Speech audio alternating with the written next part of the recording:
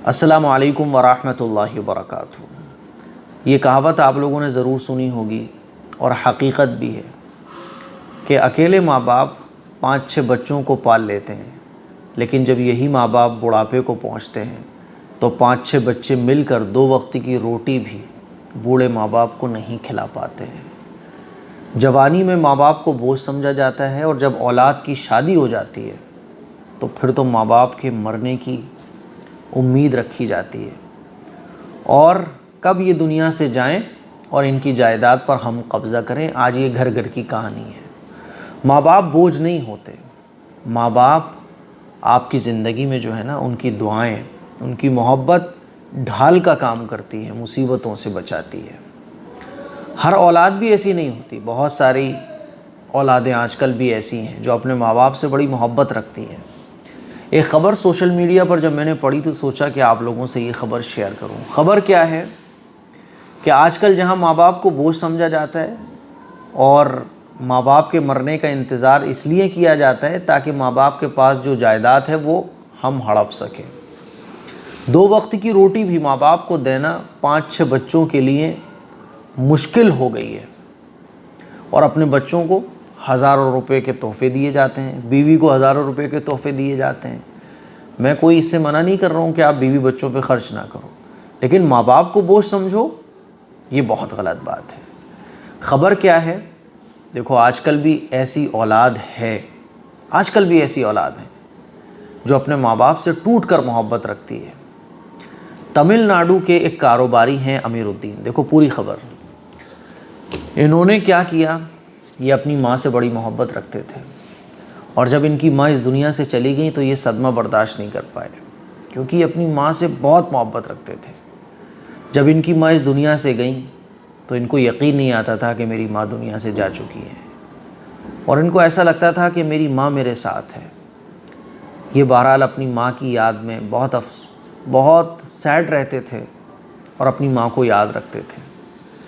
इनकी माँ जो है ना, जब इस दुनिया से गई थी तो 5-6 करोड़ रुपया छोड़ कर गई थी।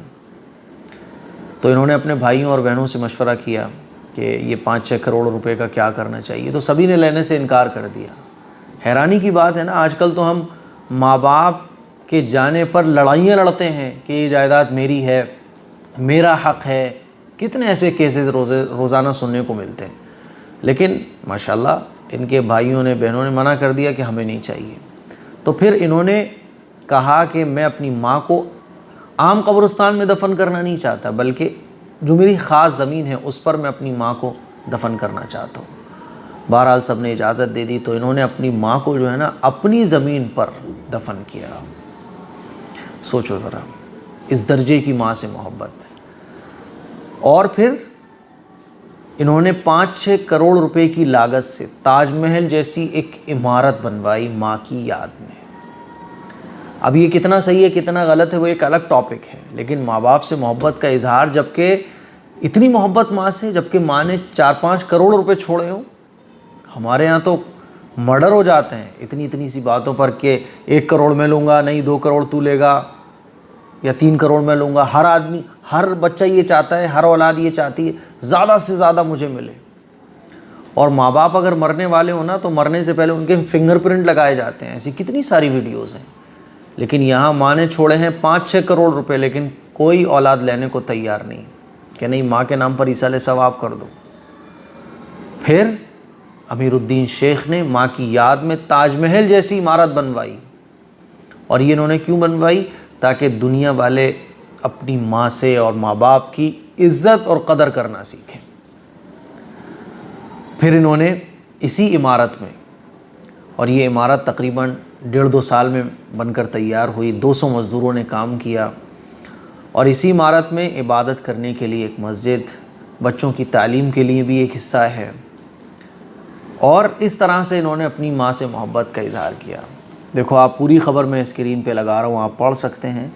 माँ से ऐसा प्यार, याद में बेटे ने बना डाला दूसरा ताजमहल, खर्च किए इतने करोड़ रुपए। आप देखिए पूरी ख़बर मैं लगा रहा हूँ। 2020 में इनकी माँ की मौत हुई थी और तमिलनाडु में इन्होंने अपनी माँ की मोहब्बत में ये ताजमहल के जैसा एक आप किला कह सकते हैं, एक इमारत कह सकते हैं जो इन्होंने तामीर कराई है। 200 मज़दूरों ने इसमें काम किया था और 8000 वर्ग फुट में ये जो इमारत है वो फैली हुई है। इसे बनाने में करीब 5.5 करोड़ रुपए खर्च हुए हैं, ठीक है। और बच्चों के लिए शिक्षा और नमाज़ पढ़ने की भी व्यवस्था है इसके अंदर। और अमीरुद्दीन ने कहा है कि वो जल्द ही सभी के लिए भोजन उपलब्ध कराने की भी योजना बना रहे हैं। और इन्होंने ये भी कहा कि मेरी माँ मेरे लिए सब कुछ है। बहुत अच्छी बात है। इसी तरह से हर औलाद को अपने माँ बाप से मोहब्बत रखना चाहिए। लेकिन आखिर में जाते जाते मैं अमीरुद्दीन से और तमाम मुसलमानों से एक बात कहना चाहता हूँ। माशाअल्लाह अमीरुद्दीन ने अपनी माँ के लिए मोहब्बत में इतनी बड़ी इमारत करोड़ों रुपए खर्च करके बना दी। लोग इसको विज़िट करने भी आएंगे, लोग इसको देखने भी आएंगे। अच्छी बात है कि इन्होंने एक मस्जिद भी इसमें बनवाई। और असल तो यही है, माँ बाप से असल मोहब्बत का इज़हार यही है कि माँ बाप को जब वो इस दुनिया से चले जाएं तो हम दुनिया में ऐसे काम करें जिससे माँ बाप को फ़ायदा पहुँचे, जिससे माँ बाप को वहाँ कब्र में सुकून मिले। और वो एक ही काम है, ईसाले सवाब। जो इनकी माँ इस दुनिया से चली गई, ये इमारत जो इन्होंने बनवाई, इससे कब्र में उनको कितना सुकून मिलेगा मैं कुछ नहीं कह सकता, क्योंकि एक अलग टॉपिक है। लेकिन जो मस्जिद और जो बच्चों की तालीम के लिए अमीरुद्दीन ने इंतज़ाम किया, हाँ, उससे उनकी माँ को कब्र में बहुत सुकून मिलेगा, क्योंकि यही असल चीज़ है, ईसाले सवाब। लेकिन मैं अमीरुद्दीन से एक बात ये भी कहना चाहता हूँ कि इतने रुपए खर्च करके जो इमारत इन्होंने बनवाई है, अच्छी बात है, लेकिन कहीं ऐसा ना हो कि अब इसको लोग घूमने आएंगे।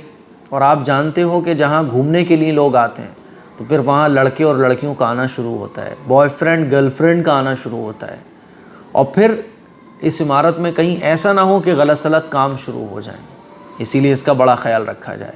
अगर आप माँ की मोहब्बत में कुछ ऐसा बनवाते हैं और फिर लोग गर्लफ्रेंड बॉयफ्रेंड के साथ वहाँ आते हैं और गलत सलत काम होते हैं, कुछ और भी गलत काम शुरू हो जाते हैं ना ऐसी जगहों पर, तो फिर इसका वबाल भी आपके ऊपर ही पड़ेगा।